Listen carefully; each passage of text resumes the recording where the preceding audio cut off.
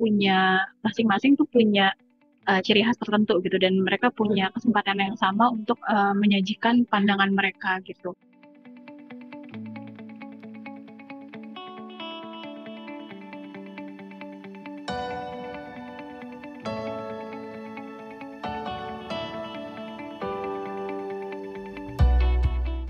Baik, terima kasih sekali lagi sudah hadir dalam acara Pro Talks hari ini. Dan seperti yang Bapak Ibu lihat di layar monitor Bapak Ibu masing-masing, kali ini kita akan membahas mengenai IAWKL 2024, yaitu Indonesian Architect Week di Kuala Lumpur 2024. Kita akan mulai dan kita akan menyapa ketiga narasumber kita yang sudah hadir di sini.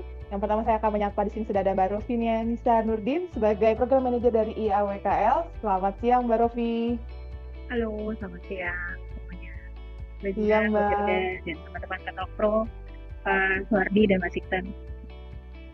Selamat siang dan salam kenal Mbak Rofi, dan berikutnya kita akan sapa juga di sini sudah ada Pak Suhardi Hartono dari Hartono Design Syndicate dari Medan. Selamat siang Pak Suhardi. Selamat siang Mbak Jija, Mbak Opi, dan Bung Iksan dan Bapak Ibu semuanya. Senang bisa bertemu di sini. Terima kasih Pak Suhardi, dan juga selamat siang Mas Iksan. Di sini Mas Iksan sebagai principal dari MIP Arsitek dari Makassar. Wah, jauh-jauh nih dari Makassar. Ya, selamat sore Mbak, kalau di sini udah sore Mbak. Selamat kenal semuanya, Mbak Rofi, Pak Suhardi. Wah, terima kasih banyak Mas Iksan, Pak Suhardi, dan juga Mbak Rofi waktunya. Dan kita langsung mulai aja nih, mungkin untuk rekan-rekan di sini yang hadir yang mungkin belum tahu apa itu IAWKL, saya akan langsung ngobrol juga nih pertama ke Mbak Rofi nih. Seperti apa dan apa sih IAWKL itu Mbak? Untuk teman-teman yang belum tahu nih IAWKL, silakan Mbak Rofi. Oke, halo, selamat siang semuanya. Nama aku Rofi Nisa Nurdin, mungkin dipanggilnya Opi atau Rofi. Jadi Indonesian Architects Week itu adalah sebuah inisiatif untuk arsitek-arsitek Indonesia berpameran di ranah internasional gitu, yang merespon atau mungkin menjadi kolateral sebuah conference namanya UIA. Itu adalah konferensi arsitek sedunia gitu ya, jadi delegasi-delegasi seperti IAI masing-masing negara setiap 3 tahun akan melakukan conference bergiliran di negara-negara terkait gitu. Jadi di awal tahun 2011 IAW diinisiasi itu dulu oleh Pak almarhum Juhara yang dulu waktu itu masih jadi ketua IAI nasional, dan mengajak teman-teman arsitek untuk oke, kita berpameran independen untuk menyambut atau untuk apa ya istilahnya, mungkin jemput bola ke audiens internasional yang mengikuti UIA forum tersebut gitu. Pertama itu di Tokyo 2011, lalu mengikuti kedua kalinya di tahun 2017 itu di Seoul. Juga mulai mulai bertambah lah ya teman-teman arsitek yang mengikuti pameran tersebut, dan kuratornya juga tiap kesempatan IAW tersebut pasti gantian gitu. Terus di ketiga kalinya kita membuat Indonesian Architects Week itu di Rio, yang kebetulan memang ketika pandemi jadi buatnya secara online di Bandung gitu, dengan menggunakan immersive technology, dan jadi pamerannya tuh bisa dikunjungi di website gitu.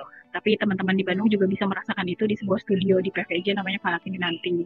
Nah, yang keempat ini akhirnya kita bisa kembali melakukan secara offline, dan kali ini terjadi di Kuala Lumpur gitu ya, negara tetangga. Kita membuat itu dengan dikuratori oleh Trianzani Soshi dari Studio Aliri dan Kimon Rizky Supratman dari Ragam gitu. Jadi memang ini tuh istilahnya jadi kayak acara untuk teman-teman Indonesia, arsitek Indonesia berpameran, tapi juga mungkin jadi sebuah ajang untuk kumpul dan jalan bareng gitu ya, untuk ke negara-negara tersebut gitu. Di kali ini kita punya 70 firma arsitektur yang tersebar di 11 provinsi di Indonesia, 11 area IAI, wilayah IAI termasuk, makanya ada Pak Suhardi dan Pak Iksan gitu yang mewakili dari range mungkin ada wilayah terjauh gitu kali ya dari partisipan IAW ini di WKL gitu. Betul. Wah, keren, karena terus terang kata lapor kan juga memang kita sudah mengikuti dan kita sudah support nih dari Rio sebelumnya, dan akhirnya kita ke Bandung gitu kan. Dan yang di tahun ini cukup menarik karena banyak banget nih, ada 11 provinsi yang ikut hadir di IAWKL kali ini. Dan sebelum nanti kita masuk ke, kita sapa kedua yang instalator ya, Pak Suhadi dan juga Mas Ihsan. Apakah nanti di acara IAWKL yang diadakan di KL nanti akan dibawa juga di Jakarta? Karena kan yang sebelumnya kita juga ada yang di Bandung gitu Mbak Rofi. Oke. Akan ada di gelar juga. Sebenarnya memang premisnya Indonesian Architects Week itu adalah traveling exhibition. Jadi setiap konsep yang dibuat itu diusahakan semua memang bisa kita bawa secara mobile gitu ya ke dari satu tempat ke tempat yang lainnya gitu. Termasuk juga di Kuala Lumpur ini semua yang akan kita pamerkan itu dipersiapkannya di sini gitu. Jadi kita memang travel ke Kuala Lumpur membawa barang-barang pameran dan setup cuma waktunya 2 hari dan langsung di situ. Nah untuk kali ini gitu ya, apakah dari Kuala Lumpur kita akan berpameran di tempat lain? Mungkin belum bisa menjawab kali ya, karena energi terbesar lagi kita fokus ke Kuala Lumpur nih dengan 70 biro yang ikutan ke sana. Tapi memang infrastrukturnya udah ada lah. Jadi mungkin teman-teman yang di sini mungkin kayak punya ide untuk exhibition di mana gitu. Kita sebenarnya hopefully bisa membawa itu ke next exhibition selanjutnya gitu. Wah, oke. Terima kasih Mbak Rofi. Dan kalau yang saya lihat di sini kan kita akan tidak hanya ada beberapa kategori market gitu kan. Ada sedikit tema-temanya yang diangkat di IAWKL ini. Nah, kira-kira seperti apa Mbak Rofi? Untuk tema di tahun ini, di kali Indonesian Architects Week ini, kita mengacu ke Equatorial Synesthesia gitu. Jadi mungkin kurator bisa menjelaskan lebih lengkap gitu ya kemarin. Tapi secara umum kita berusaha merespon karena kondisinya adalah kita berpameran di negara tetangga yang satu masih berada di area yang sama, climate yang sama, mungkin culture yang nggak jauh berbeda gitu, dan ingin membuat diskursus seperti apa sih karya-karya arsitektur yang tercipta di area ini gitu. Kita mengangkat ekuatorial, melihat dari sisi tropisnya gitu ya, climate, tentang lingkungan, tentang konteks culture juga mungkin. Terus synesthesia itu adalah bagaimana kita berusaha mengaktifkan seluruh indera lah untuk menikmati pameran ini gitu. Jadi intensinya ke arah situ, dan fokusnya memang tentang critical regionalism gitu. Jadi memang ketika kita mau membicarakan tentang apa sih yang bisa kita sajikan gitu sebagai arsitek Indonesia ke ranah internasional gitu, diskursus seperti apa yang kira-kira bisa menarik untuk mungkin audiens internasional bisa merespon itu gitu. Karena kan Equatorial tidak hanya di Indonesia, Malaysia aja, tapi mungkin Brazil juga ada, di seputaran bumi itu kan ada beberapa respon gitu juga. Dan kita membagi ke 4 kategori. Jadi karena ada 70 gitu ya, 70 biro. Jadi respon-respon di situ tuh sebenarnya ada approach-nya macam-macam lah, dan 70 biro itu pun juga punya berbagai macam karakter masing-masing gitu, dari segi klien, dari segi tipologi, dari segi bagaimana studionya itu beroperasi gitu. Kita punya tema adaptive architecture gitu, yang kita ngelihat bagaimana proyek-proyek yang merespon dan mengadaptasi proyek yang dikerjakan dengan konteks yang ada gitu, existing konteks yang ada. Terus mungkin ada yang kedua adalah climate sensitive design gitu, yang approach-nya ke arah lingkungannya, ke culturalnya, ke konteks ekuatorialnya gitu. Terus multisensory experiences itu yang fokusnya justru ke pengalaman ruang gitu, atau enggak pengalaman bagaimana user terkoneksi dengan space arsitektur yang ada di situ. Lalu yang terakhir adalah cultural and ecological resonance. Ini yang mungkin narasinya lebih ke arah budaya, ke arah prinsip-prinsip lokal tradisi, dan bagaimana manusia bergerak gitu di dalam konteks tersebut dari sudut pandang ruang dan arsitektur. Kurang lebih seperti itu ya untuk sedikit pameran ini. Wah, berarti akan banyak banget ya, bervariasi lah, varian proyek yang akan dibawa di pameran di IAWKL nanti ya Mbak Rofi ya.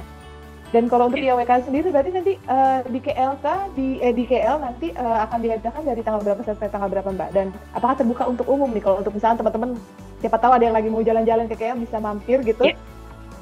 Oke, jadi Indonesian Architects Week at KL ini kita mengadakannya di The Go Down Art Center. Itu posisinya ada di downtown, jadi di Chinatown lebih tepatnya gitu, benar-benar di tengah kota Kuala Lumpur. Di bangunan yang didesain oleh arsitek Malaysia yang tinggal di Singapura, namanya Ling Hao gitu. Jadi secara arsitektural bangunan itu juga menarik gitu ya untuk kita, dan memang Indonesian Architects Week selalu ingin mencari tempat-tempat yang memang mensupport kegiatan-kegiatan budaya dan seni gitu. Ini akan dibuka di tanggal 14 November, dan di situ juga nanti jam 2 siang akan ada curatorial talk. Kita mengundang seluruh partisipan dan juga teman-teman arsitek Kuala Lumpur dan undang-undangan terkait gitu untuk hadir dan berdiskusi nih tentang sambil membuka gitu ya, kita berdiskusi tentang si pameran ini, diskursus pameran ini. Lalu nanti di jam 4.30-nya kita akan ada opening ceremony, jadi secara resmi akan dibuka oleh instansi-instansi terkait. Sebenarnya kita didukungan oleh UIA dan PEM dari Malaysia, terus IAI Nasional, lalu juga ada KBRI yang di Kuala Lumpur gitu. Jadi kita di sana bersama-sama membuka gitu sambil berkumpul gitu.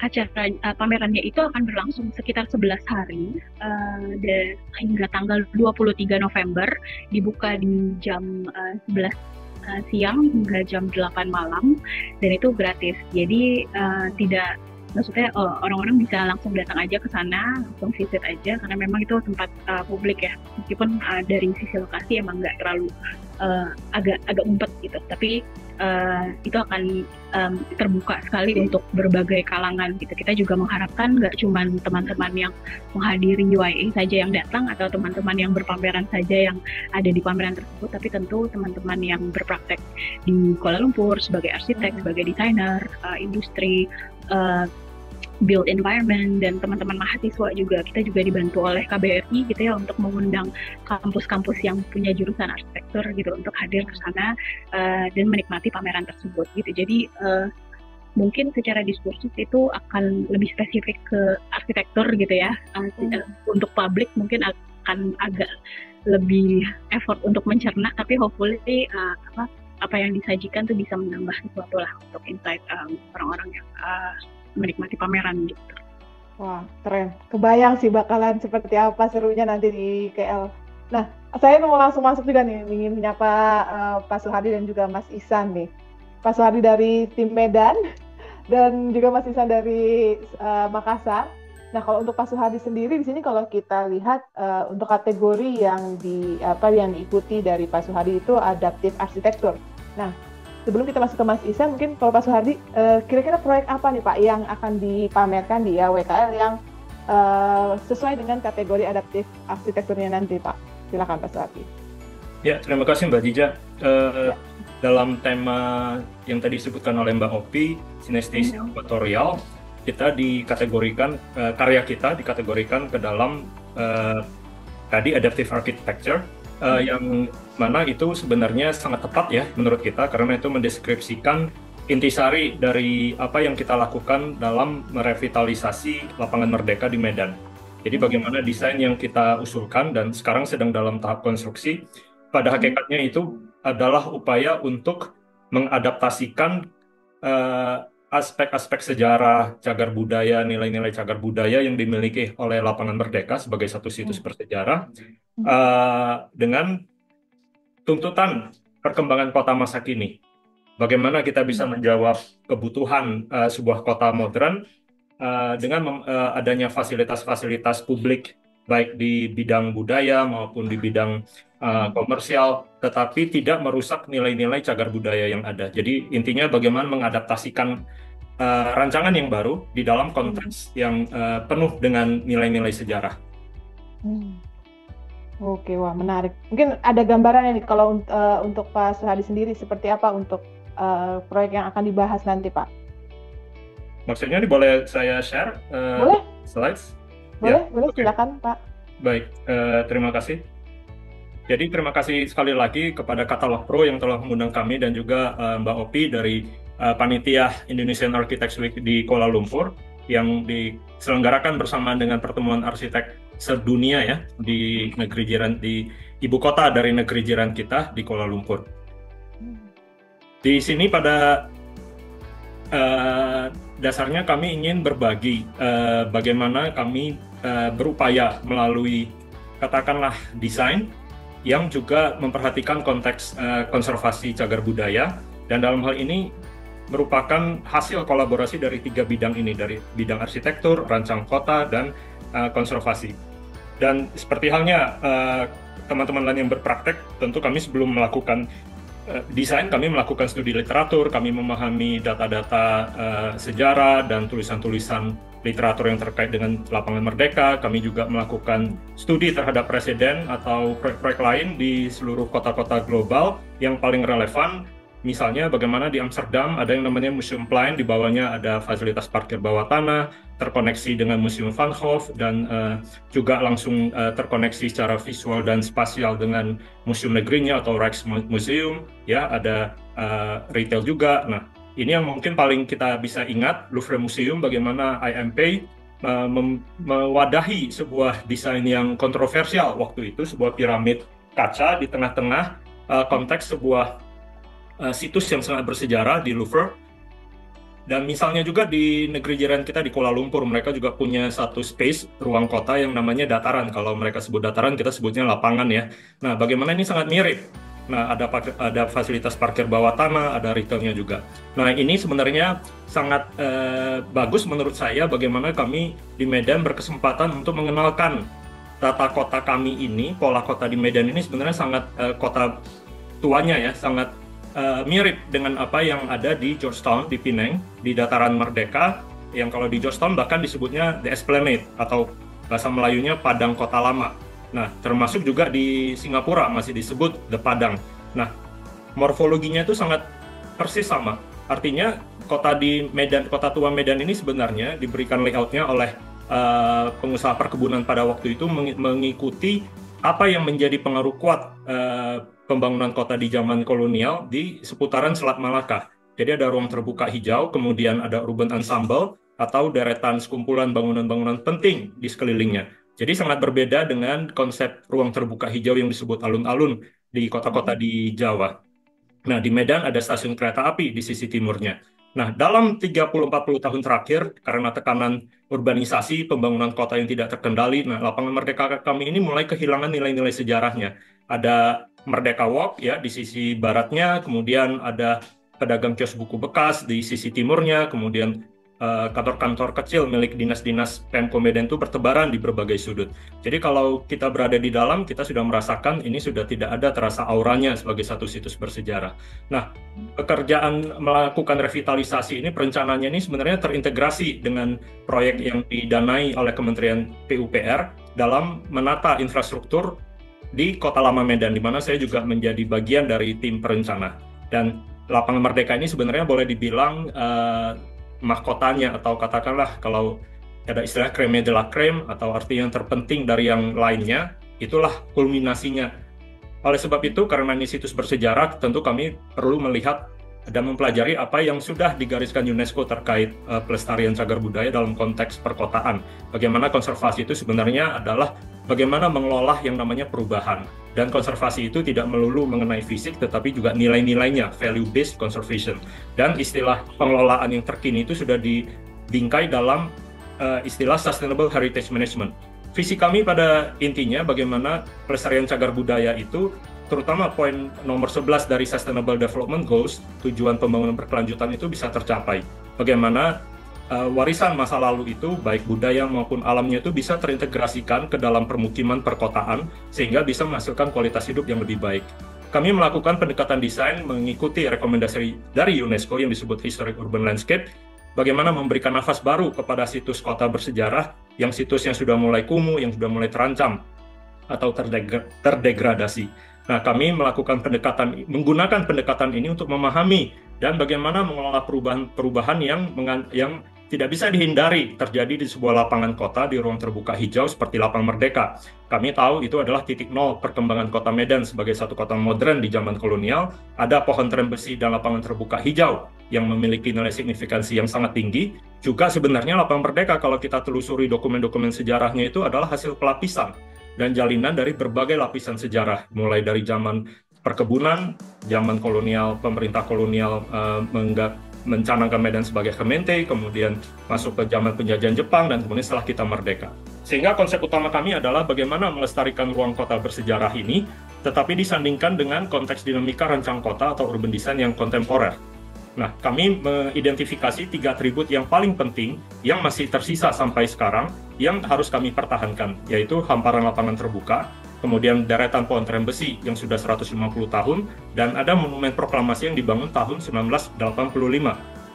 Nah, kami ingin lapangan Merdeka itu kembali menjadi ruang terbuka hijau yang lebih berkualitas, dan deretan pohon tram besi itu kembali bisa sehat dan menjadi unsur pembentuk ruang. Sehingga nilai signifikansinya itu tetap makin terjaga, dan sebagai ruang terbuka hijau, Lapang Merdeka juga sangat berpotensi kembali menjadi ruang terbuka publik, di mana berbagai keragaman dan kebinekaan yang dimiliki oleh warga Kota Medan dari aspek suku bangsa, ras, dan agama itu bisa diwadahi dalam ruang interaksi yang sangat cair, yang sangat interaktif dan dinamis sebagai ruang pertemuan, ruang perjumpaan di Lapangan Merdeka ini. Nah, kami juga merancang agar Lapangan Merdeka ini kembali kepada hakikatnya sebagai milik rakyat, sehingga pada akhir pekan misalnya, panggung rakyat itu bisa mewadahi pertunjukan seni budaya. Tidak hanya melulu sebagai tempat duduk para pejabat, waktu dulu ada pendopo ya, yang berdiri tahun 80-an, itu tidak hanya merepresentasikan unsur pejabat, tapi itu Lapangan Merdeka menjadi bagian dari milik rakyat. Nah, Lapangan Merdeka juga menjadi bagian dari pola hijau, revitalisasi atau penataan terhadap kota lama Kesawan itu salah satunya ditandai dengan penanaman pohon di berbagai ruas jalan utama, dan pola hijau ini akan berkulminasi di Lapangan Merdeka. Lapangan Merdeka juga akan sesuai dengan katakanlah kekuatannya berada di Khatulistiwa, tropis. Nah, inilah dimana masuknya tema besar kita di IAWKL ini, yaitu sinestesia Khatulistiwa atau ekuatorial. Unsur-unsur lanskap di negara tropis, di konteks tropis ini kami kembangkan, kami perkuat dengan green infrastructure. Kemudian urban ensemble yang saya sebutkan di awal itu kami pertegas melalui desain lanskap, sehingga semua bangunan penting yang mengelilingi Lapangan Merdeka itu secara imajiner itu bisa terkoneksi dan termanifestasi pada garis-garis yang ada di hardscape-nya. Lapangan Merdeka juga akan kembali menjadi tempat di mana apresiasi sejarah Kota Medan itu dapat terlaksana. Akan ada QR code di mana di titik-titik tertentu yang relevan, warga pengunjung bisa melakukan penghayatan dan apresiasi melalui scan dengan smartphone, memahami sejarah bangunan yang ada di sekitarnya dan sejarah lapangan itu sendiri. Termasuk beberapa elemen lanskap yang kami padukan dengan kebutuhan untuk utilitas bangunan, misalnya skylight untuk memberikan cahaya ke dalam basement, kemudian penghawaan, HVAC, kami wadahi dengan elemen-elemen yang terkait dengan sejarah, misalnya cerobong asap, yang menandakan bagaimana imigran-imigran dari berbagai penjuru Nusantara dan dari Cina, dari India, itu datang dengan kapal laut yang sekarang keturunan mereka lah yang menjadi pembentuk warga Kota Medan yang multikultural ini. Jangan dilupakan, Lapangan Merdeka adalah situs proklamasi, oleh sebab itu tahun 85 dibangun sebuah tugu peringatan. Tetapi sebelum revitalisasi, tugu ini sangat menyedihkan karena terhimpit oleh kekumuhan dari deretan kios buku tersebut. Dalam rancangan kami, tugu ini akan dibangun kembali, direkonstruksi dengan space yang lebih memberikan martabat kepada tugu ini. Dan interpretasi terhadap sejarah situsnya, yaitu bahwasannya ini tempat dibacakannya proklamasi, kami juga coba interpretasikan melalui elemen bambu runcing yang akan menjadi bagian dari elemen konstruksi untuk kanopinya. Dan ke depan kita akan melihat hubungan ruang antara Lapangan Merdeka dan stasiun kereta api seperti yang ada di foto kanan bawah itu, mudah-mudahan bisa terwujud kembali. Berikutnya, kami juga menganalisa Lapangan Merdeka sebagai satu void, artinya di tengah himpitan semua pembangunan fisik, Lapangan Merdeka itu adalah satu-satunya lapangan terbuka utama di tengah-tengah kota. Dan sebagai arsitek, kami berimajinasi bagaimana Lapangan Merdeka ini sebenarnya juga berpotensi untuk menghasilkan atau bisa produktif sebagai tempat kontemplasi. Dan perlu adanya fasilitas-fasilitas budaya untuk mewadahi kegiatan kontemplasi tersebut. Artinya, disinilah kita bisa merenungkan, menghayati sejarah Medan di masa lalu melalui museum di basementnya, di bawah tanahnya. Kemudian untuk masa depannya juga bisa kita renungkan dan kita siapkan melalui komunikasi pameran-pameran yang melakukan katakanlah penyebaran informasi tentang masa depan kota melalui City Planning Gallery di basement. Juga bagaimana jiwa warga kota Medan itu bisa disegarkan dengan kegiatan seni budaya melalui fasilitas galeri seni di basementnya. Salah satu yang terpenting adalah bagaimana lapangan ini juga perlu ada satu ikon, atau Medan memerlukan sebuah ikon, dan lapangan ini seperti yang saya sebutkan tadi adalah ruang terbuka yang bisa menjadi wadah mempersatukan seluruh warga dari beragam latar belakang sejarah dan budaya. Oleh sebab itu, menurut kami, satu bentuk yang paling ikonik yang bisa mewadahi semua keberagaman ini adalah transformasi dari daun tembakau Delhi. Karena tanpa ada industri perkebunan tembakau Delhi, kota Medan tidak akan lahir. Dan semua kami ini adalah keturunan dari semua imigran-imigran, pendatang-pendatang bersama penduduk setempat yang bahu-membahu membangun kota ini. Sehingga daun tembakau Delhi ini adalah bentuk yang paling relevan yang bisa kami usulkan untuk mewadahi atau menaungi panggung rakyat ini. Dan di atas panggung rakyat ini nanti tentu akan ada kegiatan seni budaya di samping kegiatan seremonial. Berikutnya bagaimana juga seperti saya sebutkan tadi ada aspek urban design-nya. Lapang Merdeka setelah kita merdeka ini karena pembangunan yang pesat, urban ensemble yang di sekelilingnya itu mulai tergerus hubungannya dengan Lapang Merdeka, khususnya di stasiun besar. Kereta api, bagaimana arus lalu lintas yang besar, yang padat itu dan jalan-jalan yang lebar itu memutuskan hubungan spasial antara stasiun dengan Lapangan Merdeka. Dan dalam rancangan revitalisasi Lapangan Merdeka juga sebenarnya kami memikirkan solusi untuk mengintegrasikan kembali stasiun dengan Lapangan Merdeka. Oleh sebab itu, kami usulkan akan ada overpass dan sekarang sedang dibangun, sudah hampir selesai, sehingga jalan on grid yang ada di antara Lapangan Merdeka dan stasiun itu bisa dipersempit dan menjadi jalur lambak. Dan di situ juga terintegrasi dengan konsep transit oriented development. Ini akan menjadi salah satu halte bus untuk bus BRT yang sedang dibangun juga jaringannya. Jadi wajah stasiun kereta api akan baru, merespon semua kondisi ini. Terakhir adalah Lapangan Merdeka, kami juga pelajari lapisan hidrologinya seperti tadi yang disebutkan oleh Historic Urban Landscape. Oleh sebab itu ada rekan saya, ahli drainase, yang merancang sistem pertahanan Lapangan Merdeka menghadapi ancaman banjir ini. Jadi akan ada long storage, yaitu terowongan drainase raksasa tingginya sampai 3 meter yang mengelilingi Lapangan Merdeka yang akan mengumpulkan semua air hujan maupun genangan, karena kebetulan topografi Lapangan Merdeka ini adalah yang terendah di kawasan Kota Lama Medan. Kemudian airnya akan dipompa dibuang ke Sungai Deli di sisi barat. Ya. Terakhir, konsepnya adalah bagaimana Lapangan Merdeka ini melalui kolaborasi antara Pemko Medan dengan Kementerian PUPR yang sudah membiayai revitalisasi Kota Lama. Lapangan Merdeka ini akan menjadi katalisator untuk penataan ini. Bagaimana Lapangan Merdeka ke depan akan menjadi wajah baru, bagian dari wajah baru Kota Lama, termasuk menjadi beranda dari Kota Lama, karena Lapangan Merdeka adalah adalah fitur yang paling pertama dilihat begitu para pengunjung turun dari stasiun kereta api. Ini berikutnya adalah image atau ini site plan-nya, block plan-nya. Ini view mata burungnya, kondisi Lapangan Merdeka dengan wajah baru setelah selesai revitalisasi, mudah-mudahan di awal tahun depan. Dan ini adalah ruang terbuka juga yang bisa dijumpai di sisi timurnya. Area retail untuk activity support, untuk mendukung aktivitas pengunjung, ada di basement. Dan penerangan atau special lighting juga kami rancang agar di malam hari Lapangan Merdeka juga akan tetap menarik dan aman. Dan kami sangat senang, terakhir sebagai kesimpulan, kami diundang atau kami terpilih. Kami sangat excited bisa menjadi bagian dari Indonesian Architects Week, apalagi ini diselenggarakan bersamaan dengan pertemuan arsitek sedunia UIA di Kuala Lumpur tanggal 15 sampai 19 November. Ini market yang akan kami tampilkan, jadi kami sekarang sedang berpacu dengan waktu menyelesaikan market ini. Kami memperlakukan konsep exploded view ya. Jadi ketiga layer tersebut, yaitu di ground floor kami tampilkan, tetapi juga ada 2 layer basement kami juga tampilkan. Di atas pedestal yang dirancang dengan sangat bagus oleh tim dari IAWKL, sangat menakjubkan konsep bagaimana ini bisa menjadi bagian dari pameran keliling nanti. Skala 1:500, kami mencoba juga bagaimana merancang detail-detailnya sehingga ini bisa seperti kata Mbak Opi, suatu saat kalau diperlukan untuk pameran keliling, kami bisa menyimpannya di koper dan dibawa kemana-mana. Terima kasih. Wow, keren. Wah, keren banget, Mas Suhardi. Wah, saya jadi penasaran karena kan kita tahu gitu lapangan Merdeka benar-benar jadi ikonnya Kota Medan juga nih Pak. Dan maksudnya tadi ada situs-situs juga yang perlu dipertahankan selama proyek revitalisasi ini berjalan gitu. Nah, ada kesulitan nggak sih Pak dari merevitalisasi proyek ini gitu, mengadaptasi dengan desain yang baru gitu Pak? Masih ada beberapa yang tadi situs-situs yang perlu dilindungi seperti itu. Ada tantangan tersendiri nggak Pak Suhardi?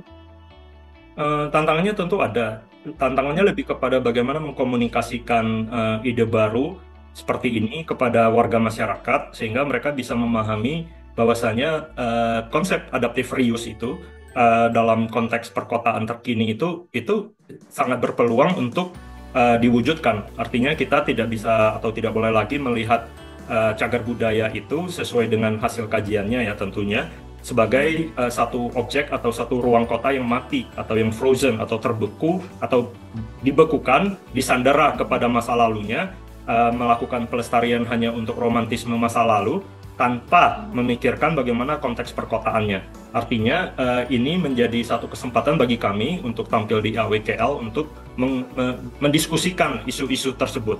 Ya, ingin mendapatkan masukan-masukan, ingin mendapatkan tanggapan sehingga keilmuan di bidang kita ini bisa lebih berkembang di Indonesia dan kita juga bisa berbagi kepada rekan-rekan kita sesama arsitek dari luar yang akan berkumpul di Kuala Lumpur nanti bagaimana ini isu-isu yang sebenarnya juga jamak ya, umum dijumpai oleh teman-teman kita di Asia Tenggara juga atau di bagian Khatulistiwa atau ekuatorial yang lain. Wah, keren. Dan tadi saya lihat juga kan sebelumnya kan yang kita tahu juga yang tadi Pak Suhadi sempat sampaikan juga di slide-nya. Kalau misalnya di Lapangan Merdeka dulu di pinggir jalan itu selalu ada jadi Merdeka Walk gitu ya Pak. Tempat-tempat tadi itu nanti akan dipindahkan di bagian bawahnya nanti ya Pak ya. Ya, betul. Oke, berarti tetap untuk berniaga untuk space untuk teman-teman berkumpul itu tetap akan diadakan, cuma dipindahkan aja di bagian di bawahnya ya Pak, nanti di bagian basementnya. Ya, betul Mbak. Jadi penting bagaimana kita mengkompromikan atau mencari garis tengah, jalan tengah untuk berbagai kepentingan yang kesannya ini saling bertentangan, padahal tidak. Artinya, bagaimana Lapangan Merdeka ini kan beda dengan satu situs seperti Candi Borobudur yang mempunyai signifikansi yang berbeda, konteks sejarah yang berbeda. Lapangan Merdeka berada di tengah-tengah kota. Bagaimana Lapangan Merdeka bisa melayani kebutuhan warga kota di zaman modern ini sebagai satu metropolitan tanpa harus mengorbankan nilai-nilai sejarahnya. Justru dengan revitalisasi ini, kami mencoba mewadahi sebuah ruang untuk warga kota dan pengunjung kota Medan itu bisa makin meresapi makna arti Lapangan Merdeka. Nah, tidak lagi dihalangi oleh hambatan seperti Merdeka Walk, seperti kios bekas, dan lain-lain. Jadi, hakikatnya itu kami kembalikan. Nilai-nilai sejarahnya kami revitalisasi. Nah, tentu dengan alat-alat desain ya, atau dengan instrumen desain gitu. Nah, Oke, wah keren. Terima kasih banyak Pak Suhardi. Dan saya akan lanjut ke di sini sudah ada Mas Ihsan juga. Selamat sore Mas Ihsan. Ya, selamat sore Mbak Ziza. Nah, Selamat sore boleh nggak semuanya. nih diceritain seperti apa nanti kalau dari proyek dari MIF Arsitek yang akan dibawa dan dipamerkan di YAWKL 2024 nanti Mas? Silakan. Baik Mbak, makasih. Sebelumnya Pak Suhardi keren banget presentasinya. Itu saya teringat juga dengan di Makassar ada juga alun-alun seperti itu Pak, namanya Lapangan Karebosi. Itu sekarang juga lagi sementara direnovasi nih. Jadi itu Lapangan Karebosi memang persis seperti Lapangan Merdeka Medan, di bawahnya itu ada mall gitu, di bawah lapangannya itu ada mall. Jadi berharap sih Pak, mudah-mudahan semua alun-alun kota itu bisa terancang dengan baik, difungsikan dengan baik, sehingga bisa memberi dampak bagi masyarakat, utamanya untuk orang-orang buat bisa menikmati bagaimana kota yang betul-betul nyaman gitu Pak. ya, setuju Pak. Wah, Terima kasih. keren. Sukses Pak Suhardi. Sama-sama, Iya, Mas Iksan. siapa? Sebelumnya ini mau kami cerita juga. Pertama, IAWKL itu diadakan tahun 2011. Di situ pertama saya baru masuk kuliah. Nah, itu udah lihat itu kayak wah, keren banget nih. Arsitek Indonesia bisa berpameran di luar gitu. cuma langsung pikir aja kapan bisa kayak gitu tuh. Nah, alhamdulillah tahun ini ada kesempatan dihubungi langsung sama Mbak ini ya dulu ya Mbak ya, di Instagramnya Mbak Rofi undang buat daftar. Lihat, wah kesempatan nih. Saling bersambut ya Kesempatan Mas nih. ya. Iya, Ketika di pengen tahun ini. langsung gitu ya. Iya. Terus akhirnya kami betul-betul sangat excited, persiapkan semua dengan eh, semaksimal mungkin. Mudah-mudahan semuanya nanti bisa dapat berjalan dengan lancar. Amin. Ya, saya akan share ini Mbak ya, saya akan share screen ya. Oke, boleh. Silakan. Oke.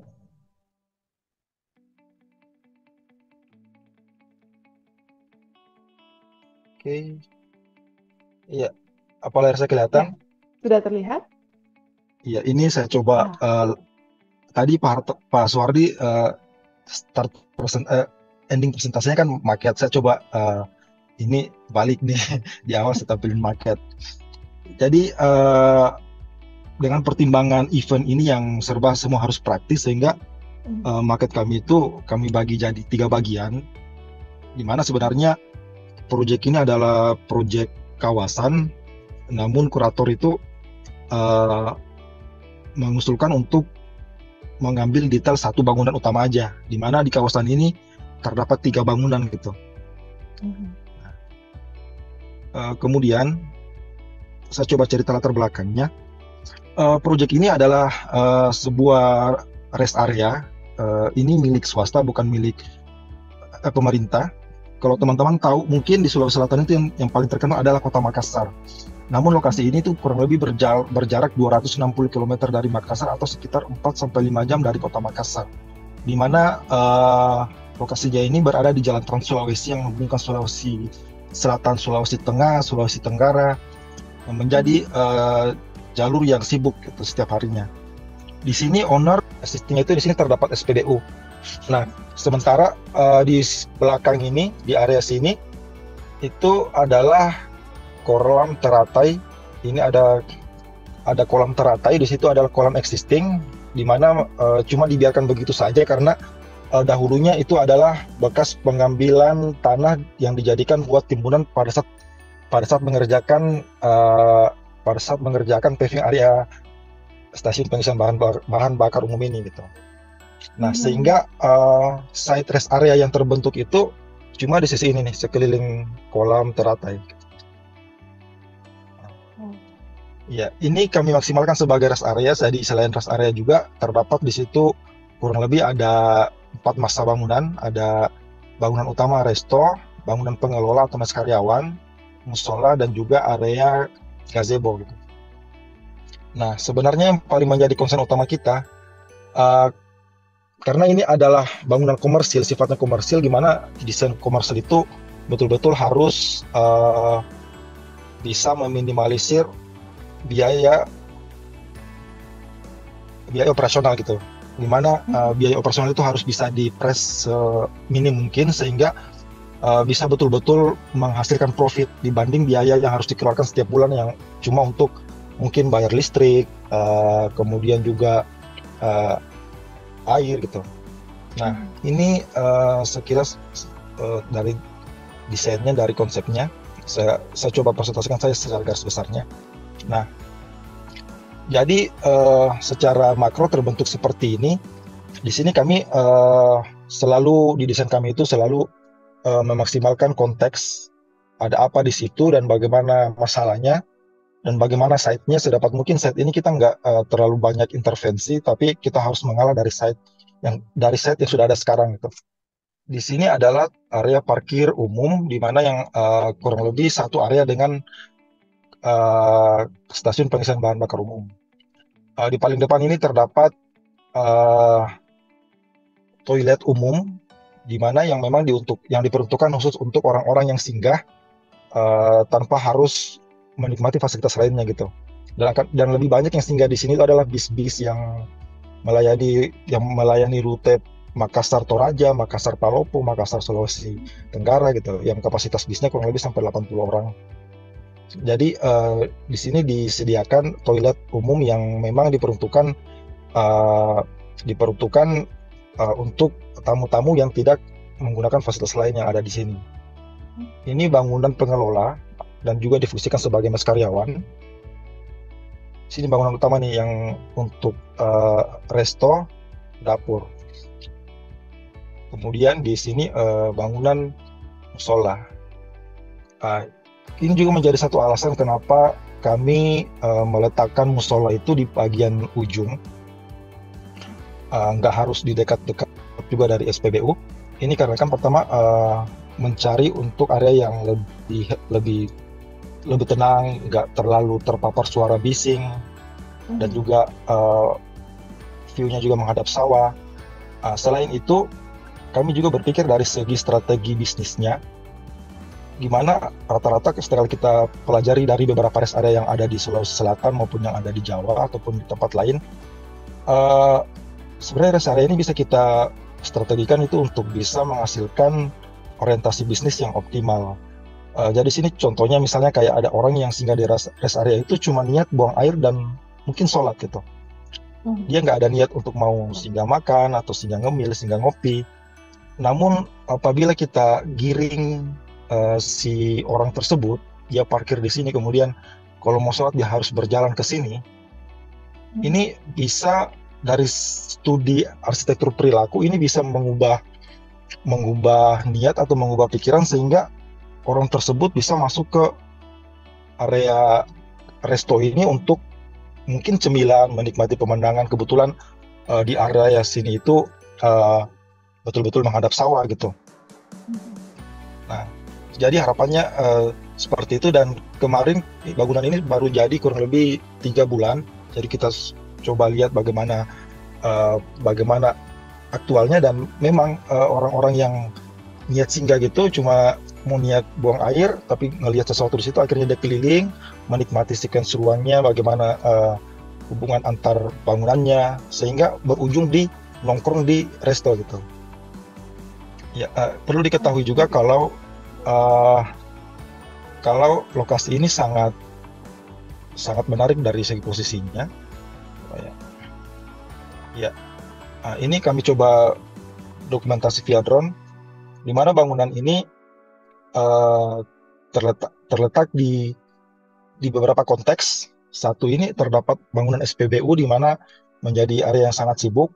Kemudian di sekelilingnya ini terdapat sawah yang apabila hijau itu sangat menarik untuk orang menikmati suasana di sini.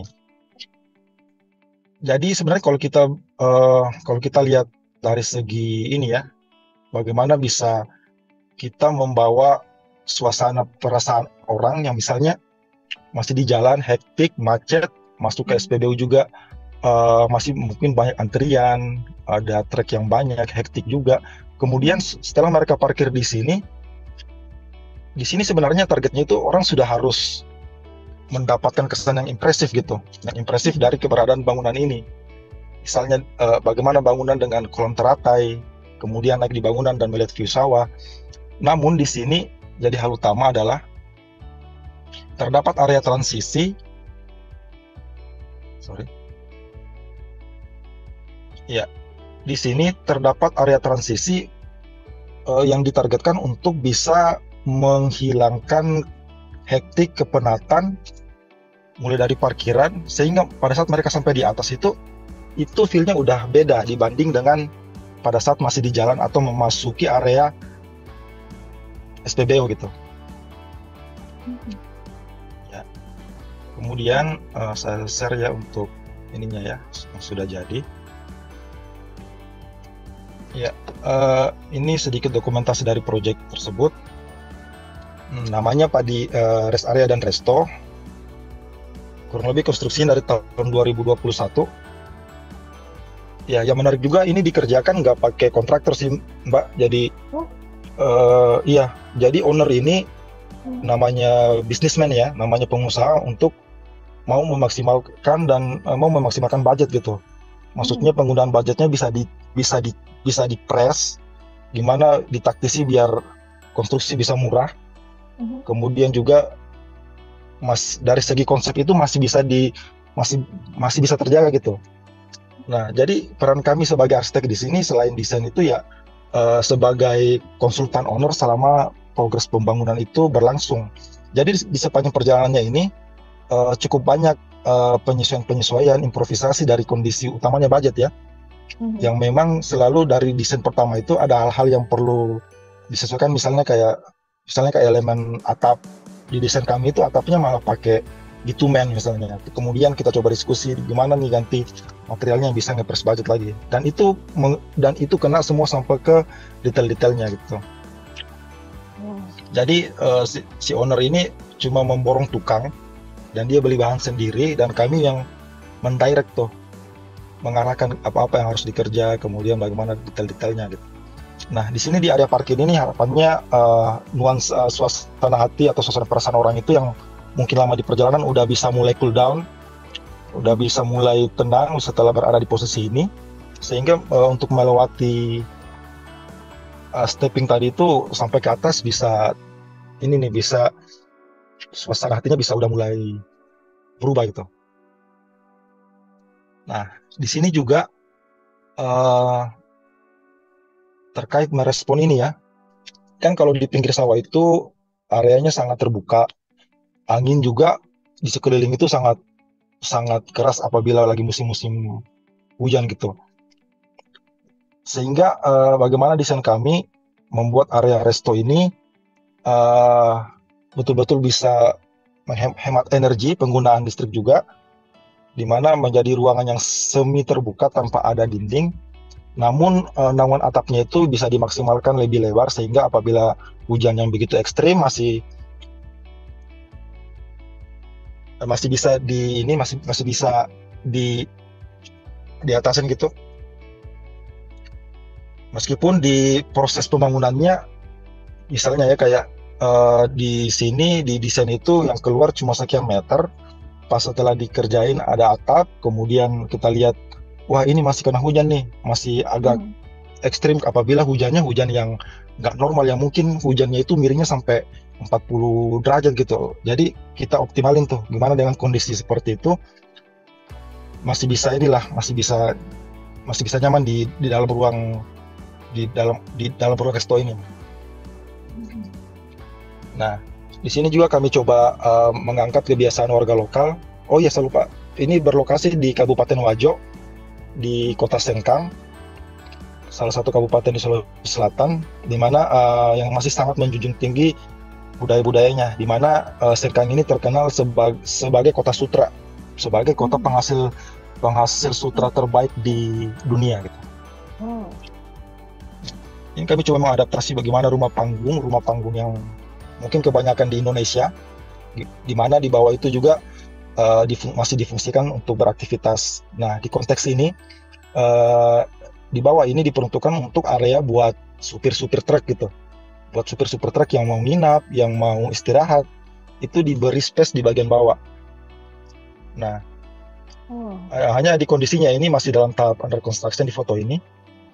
Yang aktualnya itu di situ terdapat border semacam dinding roster yang bisa menghalangi view apabila di bawah itu lagi ada orang baring-baring gitu.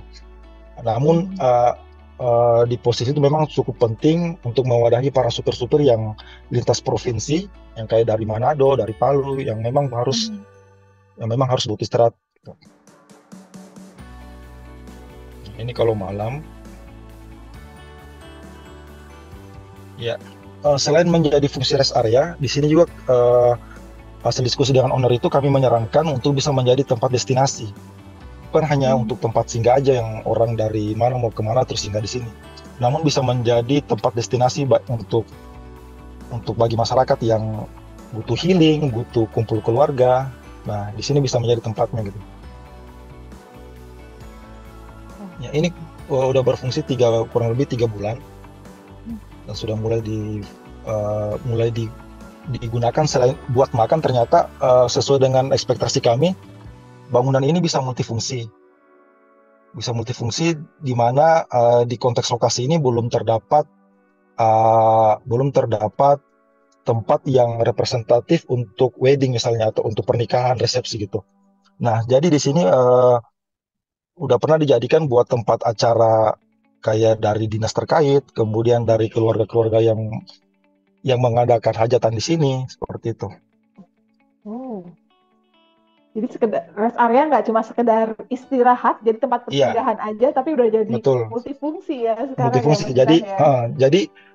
ini selalu kami perhatikan di sosmed, gimana orang-orang itu udah mulai mempergunakan sebagai tempat tujuan yang memang sore-sore kayak gini bisa datang ke sana buat ngelihat sunset juga, kemudian juga nongkrong-nongkrong di pinggir kolam sambil keliling-keliling bangunannya gitu.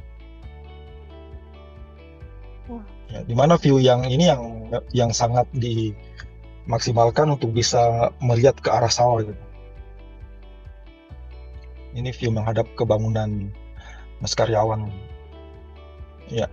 Nah, yang suasana seperti ini yang selalu kami tunggu apabila mau ke sana, di mana sunset itu menjadi atraksi tersendiri di sana tuh. Di mana yang bisa dilihat yang seperti ini kami coba tangkap dari salah-salah ini. Namun apabila kita naik ke atas itu view-nya bisa lebih maksimal. Nah, jadi di dalam ini nggak perlu pakai AC, dan juga kalau siang juga nggak perlu lampu. Di sini kami pasang lampu buat ngefoto aja sih, buat buat jadi estetiknya ya. iya gitu. Namun yang paling membuat ini impresif itu ya yang pada saat suasana mau maghrib gitu Mbak, di mana hijau rumput itu udah mulai diintervensi lagi dengan cahaya matahari yang udah orange. Jadi inilah bisa membuat perasaan yang kayak gini nih, Wah, keren. kayak gini ya, seperti ini. Nah, jadi ini setelah kami studi di beberapa rest area itu, memang kalau cuma berpikir fungsi sebagai tempat rest area, ya jatuhnya akan mungkin biasa aja yang kayak cuma tempat makan, singgah minum, kemudian sholat, terus udah gitu. Nah, sini kami coba mau tawarkan gimana rest area itu bisa menjadi tempat destinasi juga, menjadi tujuan utama buat istirahat, yang memang orang kalau udah jalan di situ ya berpikir ya harus tinggal di sini gitu, buat selain istirahat, relaksasi, dan juga menikmati view yang ditawarkan di lingkungan itu gitu. Ya, mungkin seperti itu Mbak. Oh, Terima kasih menarik banyak. banget. Wah, terima kasih banyak Mas Isan. Keren banget desainnya. Dan ternyata ya itu, tidak hanya sekedar sebagai arsitek, tidak hanya sekedar memikirkan bagaimana desain bangunannya juga, tapi sampai perilaku manusia, sampai akhirnya memikirkan juga nih bagaimana bisa harus balik modal gitu kan, dengan Ya, membangun musola seperti itu gitu. betul Nah, Mbak. ini menarik banget. Malah sebenarnya proyek komersil itu yang bukan yang kadang-kadang kan kalau beranggapan dapat proyek komersil, wah pokoknya harus total nih gitu, harus maksimal. Ya. Tapi yang kami pikir malah gimana proyek komersil ini si owner harus untung. Betul. Bukan ya, mungkin kita sebagai arsitek cukup egois ya untuk memanfaatkan kesempatan itu buat menghasilkan yang lebih ini ya. Namun di sisi lain akan sayang kalau owner sudah investasi nilai sekian, namun ketika desain kita jadi malah membuat dia kurang pendapatan gitu. Itu sih, Betul, Mbak. betul. Wah, keren. Dan tadi juga untuk kolam teratainya juga ekosistem tetap dipertahankan ya, karena Iya, memang daya tarik juga tetap ya di pertahankan. situ ya. Betul. Itu nggak diganggu sama sekali, malah kami minta sama si owner untuk bisa menambah level airnya lagi biar agak lebih tinggi gitu. Oh, keren. Keren. Jadi benar-benar, karena aku juga maksudnya karena kita lihat gitu yang seperti pada umumnya rest area cuma sekedar ya tadi benar, cuma Ya, makan istirahat minum terus langsung pulang. cabut Ya. lagi gitu kan, pulang Iya. lagi, berangkat Nah, lagi. Kalau misalnya rest area nah kayak gitu sementara langsung kayak sementara betah. di sini akan bertabrakan orang-orang yang memang cuma untuk singgah dan orang-orang sekitar yang mau datang ke situ aja buat nongkrong gitu. Jadi akan ada semacam pertemuan, aktivitas seperti itu, yang orang dari perjalanan capek-capek singgah di situ sama orang-orang yang memang tujuannya nongkrong di situ. Jadi agak sedikit bergeser nih. Bergesernya dalam tanda positif, dalam artian positif. Jadi nggak hanya sekedar rest area aja buat istirahat, Iya. tapi bisa dimanfaatkan juga buat lingkungan sekitarnya, untuk masyarakat sekitar untuk memanfaatkan rest area itu Betul. sebagai tempat multifungsi, nggak hanya sekedar istirahat, tapi healing juga. Tadi ada acara juga.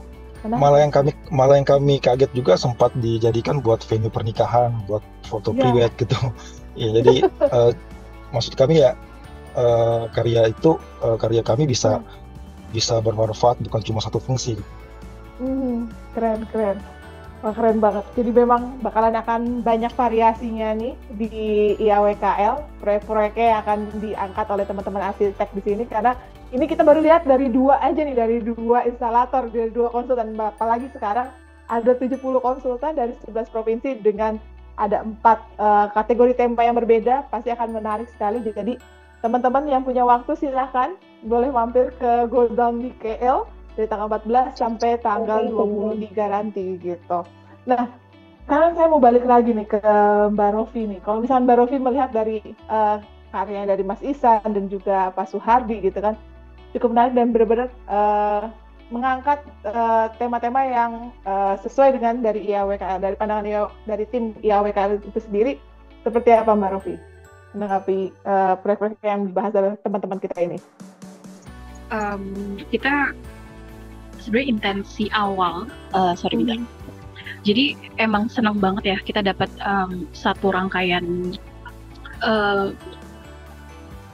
spektrum gitu, partisipan yang dari tua sampai yang masih mungkin baru fresh grad tapi udah punya biro gitu, itu juga ada gitu. Terus teman-teman yang proyeknya dari skala residensial atau skala kecil sampai ke yang kawasan kayak Pak Suhardi gitu. Jadi memang keragaman itu yang di awal membuat kurator dan tim IAWKL jadi mulai menggali kembali nih kira-kira gimana sih caranya kita bisa menyajikan spektrum yang beragam tersebut supaya nggak banal gitu.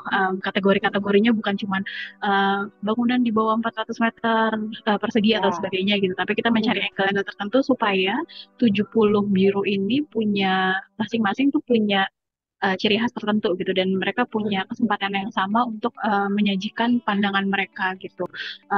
Makanya yang ditampilkan nanti di pameran itu spotnya memang sangat intimate gitu ya, 60 kali 40 cm pedestal, semua sama, dapat jatahnya segitu, space buat paketnya juga segitu, nanti space posternya juga kecil segitu. Jadi orang-orang akan dituntut pertama partisipan peserta pamer akan dituntut untuk mengemas konten mereka dalam poster kecil itu juga dalam market gitu. Jadi bagaimanapun caranya supaya nggak terlalu banyak informasi lah. Jadi bisa memilah informasi yang mereka sampaikan nanti ke dalam audiens atau pengunjung gitu. Dan juga nanti ke-70 itu jadi secara selaras bersama-sama bisa jadi sebuah sajian yang punya narasi yang menarik gitu dari kuratorialnya. Dan mungkin kita hari ini bisa mendengarkan dari Pak Ihsan, dari Pak Suhardi gitu. Ini dua proyek aja udah angle-nya udah berbeda gitu, dengan konteks yang sangat berbeda. Jadi teman-teman yang nanti mengunjungi gitu akan punya preferensi tertentu juga untuk mengawali diskursus mereka gitu di pameran tersebut. Sabar saya rasanya. Ditunggu ya di Kuala Lumpur. Iya Pak Rofi. Nah, kalau untuk dari Pak Suhardi dan Mas Ihsan sendiri nih, bagaimana bisa akhirnya, maksudnya ya perasaannya bisa lolos kurasi dan juga mengikuti IAWKL kali ini gitu kan, karena ya kita tahu untuk acara IAWKL ini tidak hanya sekedar pameran setara nasional tapi udah internasional, karena akan dilihat juga nih untuk teman-teman arsitek yang di seluruh dunia yang akan datang ke Kongres UIA nanti gitu. Bagaimana Pak Suhardi? Mungkin Pak Suhardi dulu silakan. Ya, sebuah proses yang sangat menarik sekaligus menantang ya, seperti yang Mbak Upi tadi sudah paparkan sekilas, karena kita semua diberi tantangan bagaimana ide desain kita, filosofi desain kita, baik dari segi narasi desainnya, ide-ide di balik tema itu bagaimana diterjemahkan supaya bisa ide-ide desain itu bagaimana bisa dibuat rangkaian narasi yang singkat, padat, berisi tetapi sangat relevan dengan tema pameran tahun ini, yaitu Equatorial Synesthesia, dalam waktu yang tidak lama sebenarnya. Dikasih waktu mungkin kalau nggak salah 1 atau 2 bulan gitu ya Mbak ya. Jadi apalagi harus mengarang ya gitu ya Bung Ihsan ya, mengarang 300 kata untuk narasinya. Nah, sedangkan biasalah kalau proyek arsitektur itu kan tidak ada yang wujudnya bisa sederhana, tetapi pemikiran di balik itu bisa rumit begitu. Kompleks betul. Ya, kompleks. Dan bagaimana itu nanti kalangan umum ya yang membaca itu juga bisa memahami serta mengernyitkan dahi ya. Nah, jadi tantangan tersendiri ya. Wah, oke. Terima kasih. Kalau dari Mas Ihsan gimana Mas? Silakan Mas. ya kurang lebih sama, bahkan yang ini ya, kayak pas awal memberi proposal market, kami itu malah nyiapin market, em, desain market kawasan yang dimana kawasan itu kan cukup besar, sehingga kalau disimpan di dalam pedestal 40-60 jadinya malah kecil banget gitu.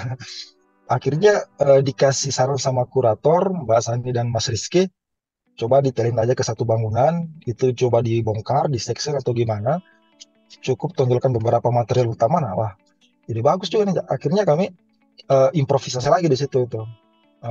Dan juga terkait ini ya, terkait waktu. Nah itu dia, betul yang dibilang sama Pak Suhardi tadi. Apalagi kami di Makassar ini vendor market itu cuma satu tuh, yang dua yang cukup bagus. Nah jadi kami malah baru disonding sama kurator untuk revisi market, malah kami udah booking tuh si vendor marketnya, padahal belum disuruh bikin market. Ya, cuma buat minta waktu, pokoknya kami harus dibuatin nih bulan segini harus jadi. Yang kemudian juga ya tadi terkait narasi ya, nah itu narasi sih. Bahkan kami terlibat juga sama teman-teman kami yang memang yang kalau mungkin dari kalangan akademisi ya, itu akan sangat bagus tuh untuk memberi saran terkait narasi. Sehingga narasi yang dibuat oleh kami, oleh saya sendiri ya, yang latar belakang saya pribadi itu nggak terlalu pintar nulis. Akhirnya tulisan yang apa adanya itu diterjemahkan kembali oleh itu, sehingga membentuk narasi yang memang disetujui oleh para kurator, dan akhirnya itu di-approve. Nah, saking excitednya kami Mbak juga, yang jadi tantangannya sih gimana kantor ini kosong 1 minggu karena teman-teman semua nanti berangkat ke sana gitu. Itu langsung rombongan ya? Iya. Kayak gitu Mbak. Buat nyiapin kantor kosong seminggu ini butuh effort juga, atau butuh taktis juga. Jadi hanya sekedar tantangan memberi IAW kali aja, tapi untuk kantor seminggu kosong ini sudah dipersiapkan ya Mas. Betul Mbak. Izin menambahkan Mbak Jija, silakan Pak Suhardi. Saya pikir tantangan yang lain juga adalah, saya pikir ini juga mungkin dirasakan oleh Bung Iksan ya, bagi kita yang dari daerah ya. Jadi ada aspek mental juga, mentalitas bagaimana kita merasa kita sangat bersyukur, beruntung, tapi juga layak ya. Kita merasa karya kita layak, pantas untuk terpilih. Tetapi tantangan berikutnya bagaimana betul-betul membuktikan bahwa kita layak dari segi kualitas marketnya, kemudian narasinya. Artinya jangan sampai jadi malu-maluin nanti teman-teman di Jakarta, Bandung, waduh ini dari daerah gitu ya. Gitu ya. Nah, jadi apalagi ini kan seperti kata Mas Dedi ya, dari Labo yang menginisiasi acara IAWKL dari awal ya, acara IAW, Indonesian Architects Week sejak dari Tokyo itu, ini kan seperti visinya almarhum rekan kita Pak Juhara, bagaimana arsitek Indonesia itu melalui karya-karyanya itu bisa diberi panggung di level internasional, bukan untuk menjadi narsis dalam pemahaman saya, tetapi untuk menunjukkan kepada dunia luar bahwasanya ini loh, kami ini di Indonesia ini dengan kekayaan seni budaya yang umumnya masih dipikir kita ini sangat hanya punya yang namanya arsitektur rumah tradisional yang vernakular. Kami ini juga mempunyai modernisme kami, pemikiran kami tentang modernisme yang diwujudkan dalam karya arsitektur dengan ciri khas kami, di mana kami punya kekayaan seni budaya yang beragam, yang unik. Tetapi kami juga memeluk yang namanya ide modernisme tanpa harus melupakan akar jati diri seni budaya kami, juga konteks sejarah ya, jejak sejarah masa lampau sebagai sebuah koloni, kemudian pengaruh-pengaruh dari zaman kolonial, kemudian bagaimana berhadapan dengan tantangan dunia yang di masa depan ini, yang ada AI-nya, yang ada budaya kontemporernya. Nah, bagaimana kami mensintesa semuanya, apalagi ini dikasih tantangan yang multisensori gitu ya Mbak Opi ya, dengan semua indera itu. Jadi tropis kita itu beda dengan yang di Brazil atau dengan yang di Afrika, tapi kita punya ciri khas, dan saya pikir ini sangat brilian memilih tema ini karena mumpung kita negeri jiran kita yang juga sama-sama negeri tropis, Malaysia ya, itu menjadi tuan rumahnya, jadi sangat nyambung begitu. Terima kasih. Wah, terima kasih. Ya, sama ini Mbak, ini juga terkait, kita tuh pernah saya bicara di forum juga ya, forum internasional ya, waktu ARKAI di 2023, itu saya sampaikan tuh kalau kami sebenarnya sangat mengkritisi kalau arsitek itu sentralisasinya di ibu kota gitu, ya misalnya dari Jawa gitu. kami di Sulawesi, di Ambon, di Maluku itu banyak loh arsitek itu, banyak potensi-potensi seperti itu. Eh, dan juga sempat satu kali tuh Mbak kumpul sesama arsitek dari Padang, Aceh, NTT, Papua. Wah, ternyata kita ini punya cara-cara treatment praktek yang sangat beragam gitu. Ini kenapa nggak pernah diangkat nih? Jadi berharap juga yang ke depannya bisa betul-betul lebih jauh lagi jangkauannya ya, Mbak, untuk teman-teman yang bisa berpartisipasi itu bisa ada lagi yang mungkin ada yang dari Kalimantan, dari Papua. Sebenarnya Mbak, untuk kami di timur ini udah sangat progresif. Hanya kami masih upayakan gimana konten-konten kami dan teman-teman kami itu bisa betul-betul siap mungkin untuk dipublish, untuk di ini. Jadi gimana kami di sini teman-teman gimana memperjuangkan arsitekturnya betul-betul terrealisasi dengan baik, jadi difungsikan dan bermanfaat sehingga bisa memberi dampak lebih luas gitu. Wah, oke. Terima kasih Mas Isan. Mungkin Mbak Rofi ada yang mau ditanggapi? Silakan Mbak Rofi. Ya sebenarnya seru ya ngobrol sama. Maksudnya kita mengajak Pak Suhardi dan Pak Ihsan juga memang pengen punya warna-warna baru gitu dalam diskursus seperti ini gitu, bahwa sebenarnya Indonesia itu nggak cuma Jakarta, Bandung, Bali gitu. Jadi makasih banget Pak Suhardi dan Pak Ihsan udah mengutarakan hal tersebut gitu, karena memang ini akan selalu bergulir ya isu-isu bahwa kayak kenapa yang muncul dia terus dan segala macam. Tapi mungkin kita juga pelan-pelan gitu secara positif dengan adanya teman-teman dari Medan, teman-teman dari Makassar, teman-teman dari Palu dan lainnya gitu yang di lingkup masing-masing gitu bisa mulai menggiatkan hal-hal seperti ini gitu di skala kota masing-masing, di skala daerah masing-masing, supaya memang ketika ada kesempatannya untuk bersama-sama dengan masyarakat arsitektur Indonesia yang lebih luas gitu, ketemu sama teman-teman yang mungkin di kota besar gitu yang udah terbiasa berpresentasi dan berpameran, kepercayaan diri dan kemampuan presentasinya pun juga kita bisa saling bersama-sama gitu. Jadi karena emang aku juga latar belakangnya adalah riset dan exhibition gitu ya. Jadi memang kayak dan 2011 juga Pak Iksan aku ikutan IAW ini masih sebagai mahasiswa gitu. Aku dulu yang mendokumentasikan pameran-pamerannya itu. Jadi waktu itu masih mahasiswanya Bu Nelly dan Pak Dedi. Itu jadi ngelihat secara langsung bagaimana arsitektur Indonesia itu memang mungkin seiring dengan berkembangnya teknologi, berkembangnya ekonomi, kita jadi punya kesempatan-kesempatan baru untuk mulai menggali gitu. Mungkin yang teman-teman yang di Jakarta dan di Bandung dan di Bali punya kesempatan lebih besar untuk punya proyek-proyek yang lebih beragam dan challenge-challenge desain yang lebih banyak gitu. Jadi terlihat lebih progresif. Tapi yang perlu diangkat justru mungkin isu-isu di daerah seperti yang tadi diangkat Pak Iksan gitu dan Pak Suhardi, itu juga sesuatu yang bisa jadi hal menarik yang untuk bisa kita tawarkan ke audiens. Dan sebenarnya audiens nggak melulu harus orang-orang Jakarta lagi dan orang-orang Bandung lagi gitu, karena kan dengan kita semua udah terhubung internet gitu, semua punya kesempatan untuk bisa menyajikan arsitektur mereka atau pemikiran mereka secara merata gitu. Semua punya Instagram, semua bisa bikin website gitu, semua bisa bikin YouTube gitu. Makanya kita ketemu MIF kan juga dari Instagram gitu, ngelihat karya-karyanya, oh ini bisa nih lah segala macam gitu. Jadi yang seperti itu kita mulai menyemangati lah di daerah masing-masing gitu. Itu sih kalau dari aku. Wah, thank you Mbak Rofi, dan semoga Katalog Pro juga bisa menjadi salah satu media dan juga wadah buat teman-teman, khususnya teman-teman di daerah juga. Jadi di Katalog Pro juga kita sudah menyediakan wadahnya, jadi nggak hanya teman-teman produk aja, tapi teman-teman konsultan juga bisa membuat halaman konsultannya di dalam Katalog Pro, dan kita juga menyediakan berbagai macam program acara Mbak Rofi. Jadi seperti acara protok seperti ini gitu kan, ini sebagai salah satu wadah kita untuk memperkenalkan juga, nggak hanya sekedar kegiatan acara yang diadakan oleh komunitas ataupun asosiasi, tetapi di sini kita menyediakan wadah untuk teman-teman yang mau kita wawancarai atau yang mau mengangkat profil konsultannya pun kita berikan wadahnya untuk biar memperkenalkan kembali ke rekan-rekan, oh di sini ternyata ada loh arsitek yang sedang berkembang di sini, karyanya bagus loh. Jadi biar teman-teman pun juga bisa memamerkan atau memperlihatkan karyanya ke teman-teman semua seperti itu. Dan kita juga senang banget tetap bisa support IAW sampai di KL, dari awal dari di Rio kita ikutan. Dan ya semoga terus berlanjut kerjasamanya nanti, silaturahminya. Dan yang mau saya tanyakan juga nih Mbak Rofi, harapannya di IAW KL 2000 berikutnya, berarti 2028 ya? 3 tahunan ya, atau 3 tahunan 2000. Iya, mungkin 2027 atau 2027 kali ya. 2028 ya. Iya, 27.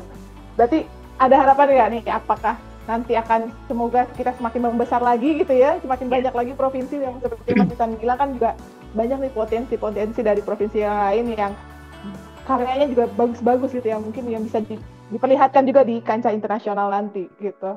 Oke. Jadi yang kita bisa lihat dari 13 tahun ke belakang gitu ya, di pertama kali tahun 2011 pameran terjadi itu yang ikutan 40 biro gitu. Lalu di kedua kalinya di Seoul itu sekitar 50 dan kemarin yang di Rio itu 60-an. Sekarang 70. Jadi memang kita sudah secara angka gitu ya sudah mulai selalu naik antara antusiasme dan juga mungkin produktivitas arsitek Indonesia.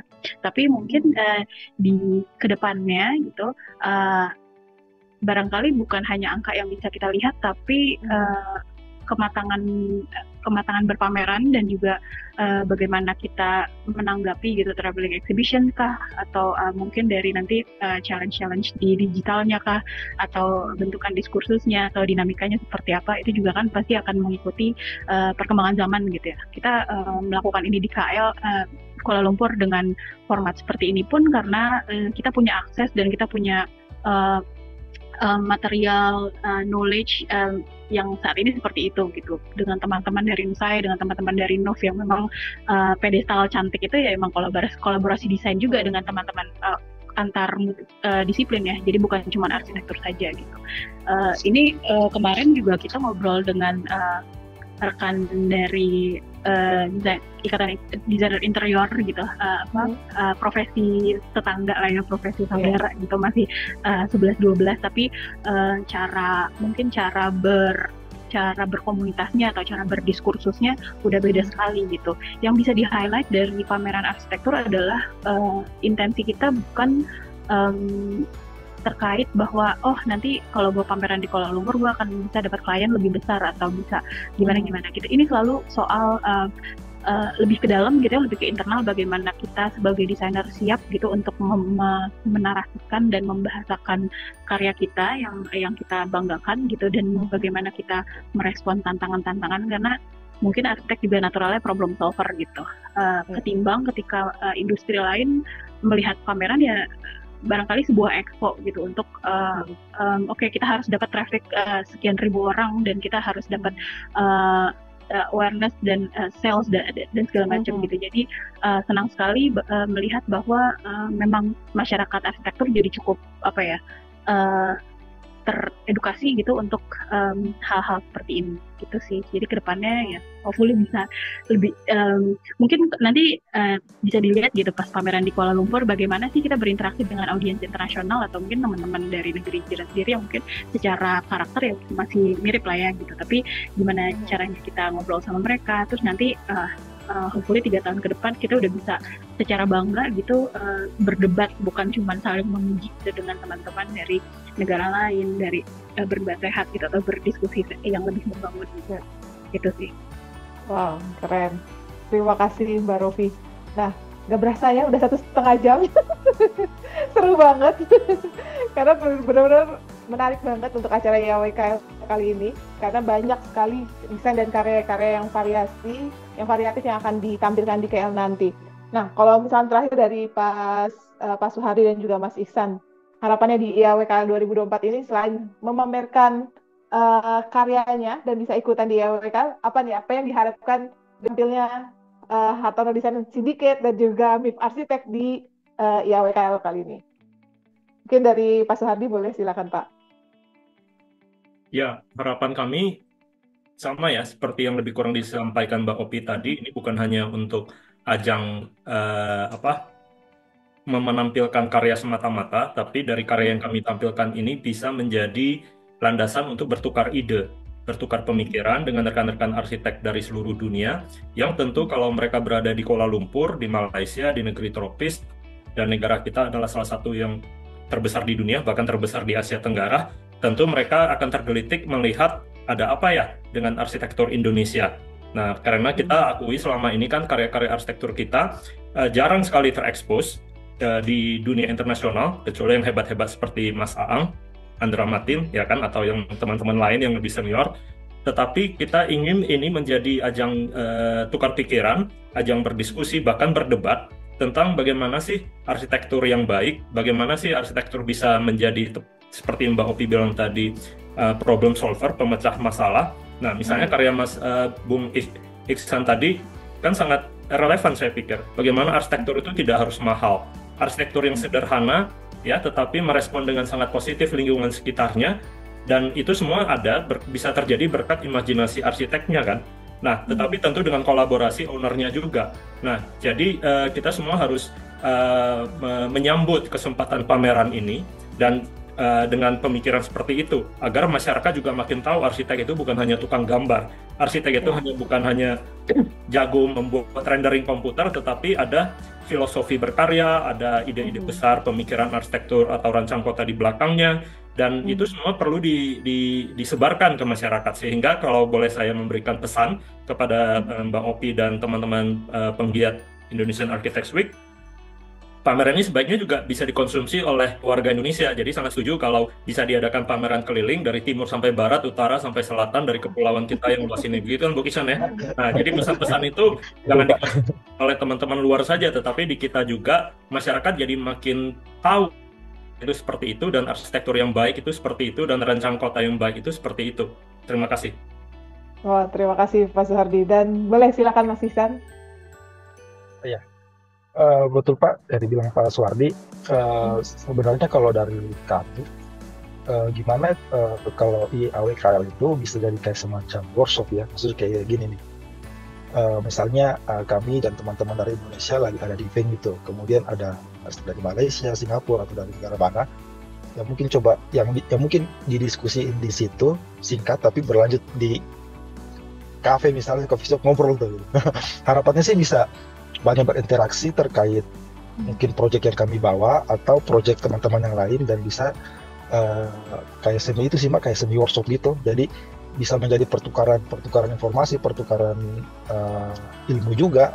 Apalagi kami selalu niatannya untuk kegiatan seperti ini itu adalah untuk belajar gitu, baik belajar bersama teman-teman yang lebih senior ataupun belajar di karya-karyanya. Dan juga untuk di Malaysia nanti kan itu sudah sangat baik ya, karena akan ada juga kegiatan ekskursi. Nah, itu yang kami harap sebenarnya, selain bisa bertukar informasi di venue, jadi bisa ada sama-sama jalan-jalan ke karya arsitek dan dibahas bersama-sama, ya itu kami harapkan, di mana di event nanti kami bisa banyak belajar gitu, bisa banyak belajar antar sesama peserta dan juga antar teman-teman arsitek dari negara lain gitu. Mungkin seperti itu Mbak. Wah, oke. Terima kasih banyak Mas Ihsan. Dan sekali lagi terima kasih Mbak Rofi, Pak Suhardi, dan juga Mas Ihsan atas diskusinya sore hari ini mengenai IAWKL.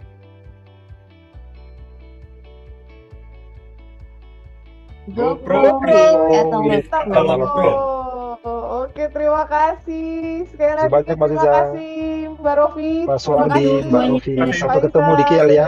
Terima kasih Pak Tondi. Terima kasih semuanya Mbak Rofi, Pak Suhardi, terima kasih Mbak Dija.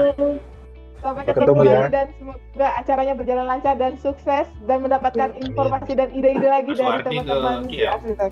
Iya Pak. Wah. Udah, nanti saya ke sana ya. Siapa? Wah, ditunggu Pak Tondi. Ya, harus ada perwakilan dari Pemko Pak Tondi. Ya, terima kasih. Baik. Terima kasih Pak Tondi. Banyak Pak Tondi. Terima kasih Mbak Rofi, Mbak Dija, semuanya. Bung Iksan. Sampai ketemu. Ya, sampai ketemu Pak Suhardi, Mbak Rofi. Mari. Sukses. Selamat sore, dan terima kasih juga Bapak Ibu dan rekan-rekan. Sampai ketemu di acara berikutnya, dan jangan lupa untuk terus ikuti program-program Katalog lainnya. Di hari Rabu kita ada Product of the Week, hari Jumat ada Product, dan juga hari ini ada Pro Insight di Semarang. Sampai jumpa. Assalamualaikum warahmatullahi wabarakatuh. Selamat sore.